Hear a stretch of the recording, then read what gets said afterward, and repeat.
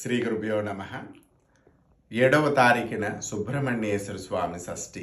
ఈ షష్ఠి రోజున సంతానం లేనివారు ఈ సుబ్రహ్మణ్యేశ్వర స్వామి వారిని కార్తికేయాయ నమః అనే యొక్క మంత్రాన్ని జపం చేసుకొని 1000 గులాబీలు ఉంటే లేదా 108 గులాబీలతో మంత్రాన్ని చెబుతూ స్వామివారి చిత్రపటానికి కానీ విగ్రహానికి కానీ అర్చన చేసి ధూపం దీపం నైవేద్యంగా సమర్పణ చేసి నైవేద్యంగా స్వామివారికి పాయసాన్ని సమర్పణ చేసి మీ యొక్క మనో అభిష్టాలన్నీ కూడా నెరవేరాలని స్వామివారి యొక్క పాదాలని ఆశ్రయించు ఆయన పాదాలకి చెప్పినట్లయితే మనకున్నటువంటి కుజదోషము కానివ్వండి, సర్పదోషము కానివ్వండి, ఇతరితరమైనటువంటి దోషాలన్నీ కూడా హరింపచేసి మాకు మనశ్శాంతిని జ్ఞానాన్ని ప్రసాదించమని ఆ యొక్క సుబ్రహ్మణ్యేశ్వర స్వామి వారిని ఆరాధన ఎవరైతే నియమనిష్టలతో